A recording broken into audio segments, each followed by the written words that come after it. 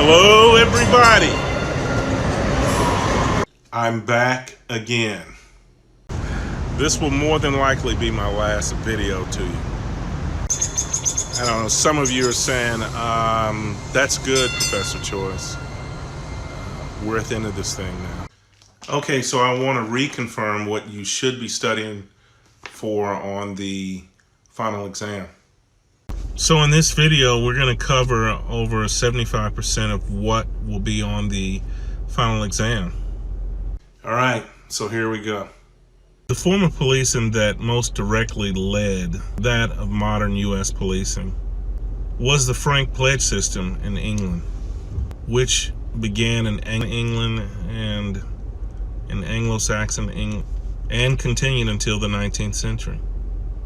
A proper definition for crime rate is the number of crime-indexed offenses divided by the population of an area, usually given as a rate of crimes per 100,000 people.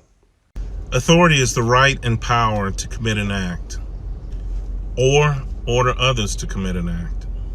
Sexual activity conducted with a person who is incapable of valid consent is the definition of rape. Remember this, the prosecution is the first to make an opening statement or argument explaining why the defendant is guilty. Discretion is the power of a criminal justice official to make decisions on issues within legal guidelines. A true bill is a definition of a grand jury that has sufficient information or evidence exists to indict an accused person. It is true. In May 2015, the Department of Justice awarded $23.2 million in grants, 73 local and tribal agencies, 32 states to expand the use of body-worn cameras to research their efforts. When a defendant goes free because of a legal technicality, that would deal with the exclusionary rule. Yes?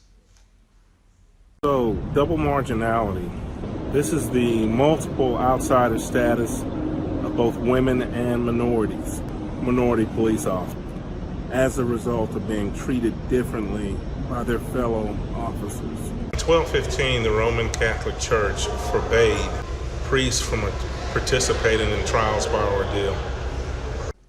Larceny is a form of theft in which an offender takes possessions that do not belong to him or her with the intent of keeping them. Stare decisis. Stare decisis is the doctrine it's the legal doctrine under which courts adhere to legal precedent.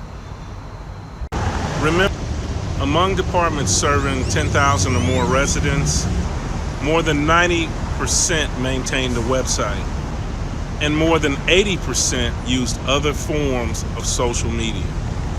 The development of English courts between the 11th and 18th centuries provided the foundation for the courts of the United States. The Us Solicitor General is the person which determines which cases the federal government will send to the U.S. Supreme Court for review, and the government will take before the court. The due process model is a model that was proposed by legal scholar Herbert L. Packer to describe the public's expectation of a just and fair criminal justice system. The division coordinates the prosecution of all federal criminal statutes, except those assigned to other divisions or districts. The policeman's working personality is the mindset of police who must deal with danger, authority, isolation, and suspicion, while appearing to be efficient. The federal district courts have 93 U.S. attorneys in 94 districts. Remember, trials follow a specific format as dictated by law, custom, and administrative procedures established by the federal government and the states. Remember this, nearly all local law enforcement agencies that serve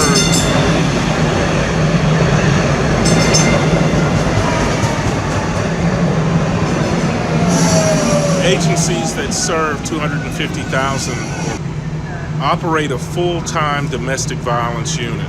Yes, that's true. The use or threat of violence against a or other political entity in order to coerce is the definition of terrorism. An incident in which police officers physically restrain a subject and restrict his or her movement or her freedom is the definition for actual seizure stop.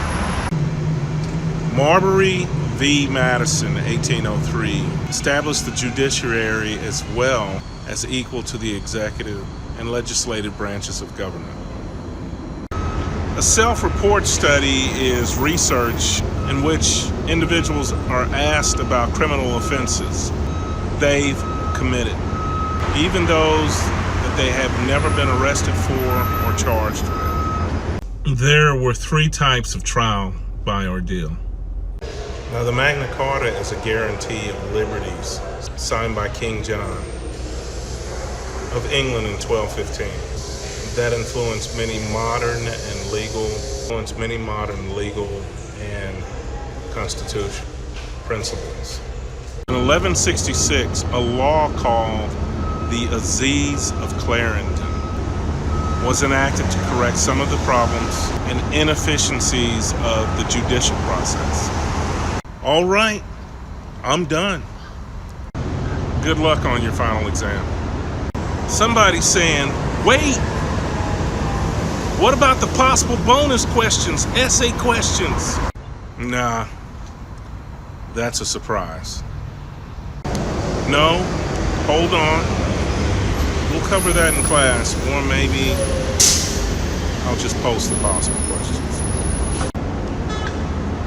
I'll see you in class.